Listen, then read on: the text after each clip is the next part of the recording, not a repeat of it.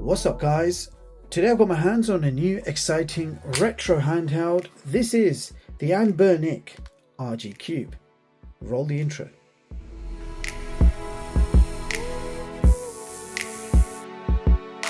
Now first of all, quickly show you what you get inside the box.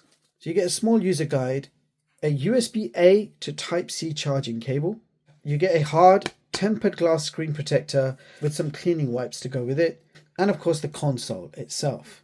Now design wise, we have an all plastic build finished in this beigey white color along with retro colored keys. Now you can also pick this up in purple, grey with red keys giving a nice Famicom style vibe, or you can get this in all black.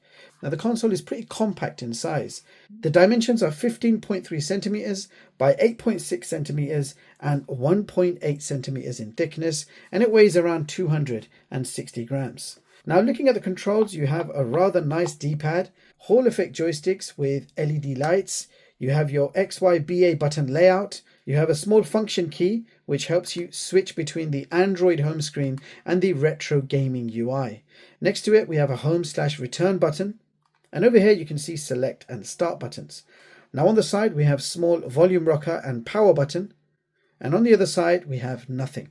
Up on top you have your Hall effect triggers, that's LT and RT, which do feel pretty nice, and you have your LB and RB shoulder buttons. Now in the middle over here you can see a headphone jack, MicroSD card slot, and a Type-C port for charging. This port also supports Type-C display out for some big screen retro gaming. You can also see some vents here to dissipate heat, and you have a small intake fan grill on the back. Now the console does curve around the sides, giving you some grips to hold on to, which makes it quite ergonomic. And at the bottom you can see your two speaker grills for your stereo speakers. Now if we talk performance, this console is powered by the Unisoc T820, which is an octa-core processor clocked at 2.1 GHz. You also get 8 gigs of LPDDR4X RAM and 128 gigabytes of UFS 2.2 storage built in. Now additional to that internal storage, you can pick this up in two variants, and the options are 128 gigabyte microSD card with over 4,000 games, or you can pick this up in a 256 gig variant with over 8,000 games.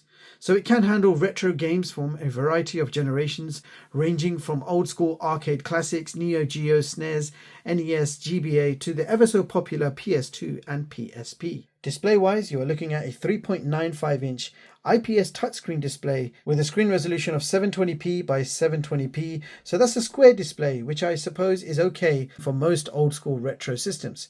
And you get a very generous 5200 mAh battery built in, which means around 7 hours of retro gaming. So powering on will load up Android 13. This console does have 5 GHz Wi-Fi, Bluetooth 5.0, and you have the Google Play Store pre-installed. So you have access to all your favorite games and apps. And you can see there are lots of apps there pre-installed for you. But to make things a bit more convenient, if you press the function button, it will switch to the gaming UI, which gives you a much better user-friendly experience to play your favorite old school games. So you can see the names of the consoles, the year they were launched, and how many games per system. So the first one, NES from 1983, and you can see there 493 games. Sega Master System from 1985. We've got the PC Engine, Capcom CPS-1, Sega Genesis. We've got the Game Boy 1, Neo Geo, SNES from 1990, CPS-2, the PlayStation 1 original.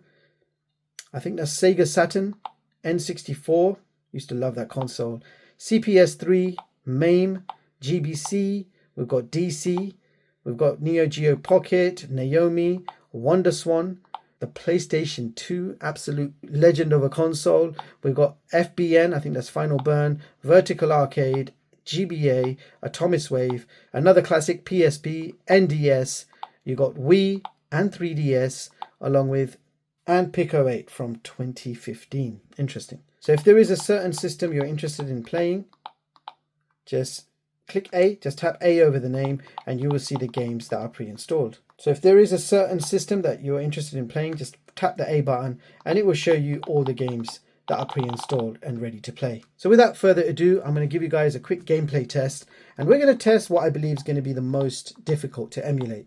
So we're going to have to start off with PS2.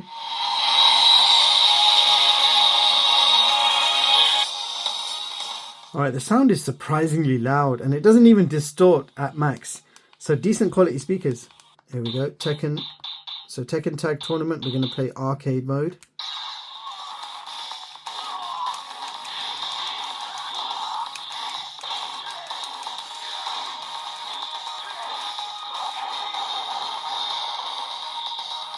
Before we go to the next game, you can also save the state at any point and then continue at any point.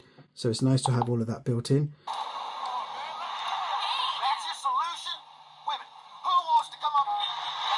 So PSP has a wider screen. You can see this looks a bit compressed because of the square screen. I'm going to see if I can fix that by going into graphics. Now if I was to upscale things to about 6x PSP, let's see if it can handle it. Wow. The game looks a lot better, guys. Look at the graphics. That looks insane. Upscaled to 6x PSP and we're still achieving 30 frames per second. It could probably go higher. And I do want to test that out actually. It's still smooth. So let's go back, go to game settings, scroll up, and let's switch to around 8x PSP. The frame rate has slightly dropped, but it's fixed itself to 30 frames per second. It does go down to 29. You can play at 8x. That actually looks pretty good, but it's not as smooth as it was before. So let's go back and put it back to 6x PSP, so 6 times the resolution, and that's pretty smooth, guys. Here we go. It's alright.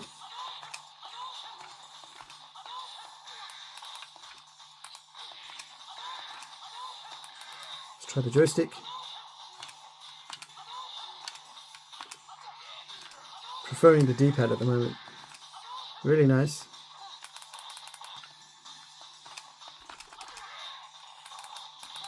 Oh no, pile driver.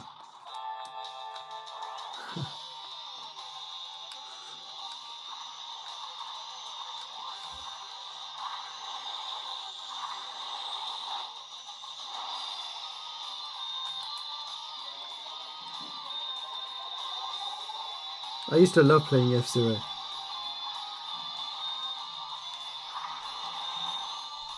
I used to think the graphics were amazing back in the day.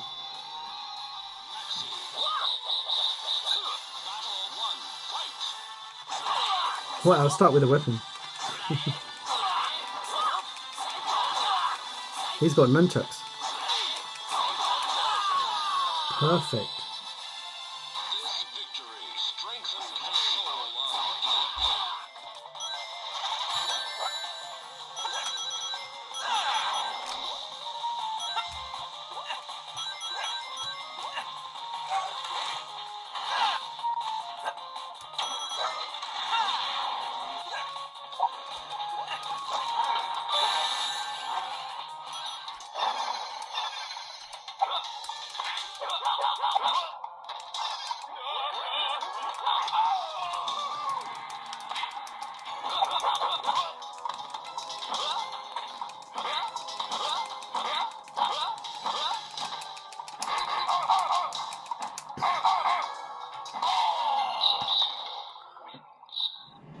Now here is an example of how you can turn this handheld into a game console.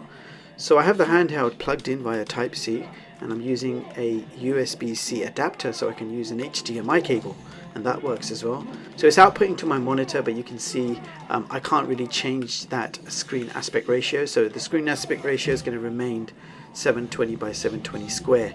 But I did connect a Bluetooth controller, so that just gives me a more comfortable console-like experience when I need it. Convincing three-punch combination.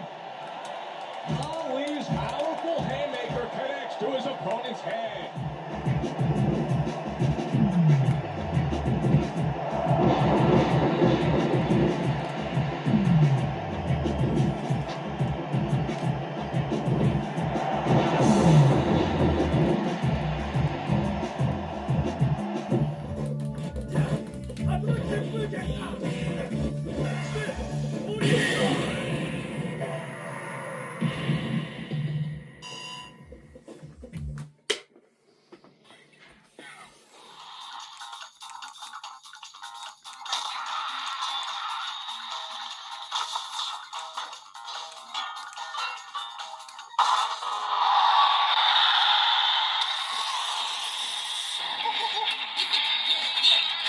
So there you have it, guys. That was the Anbernic RG Cube.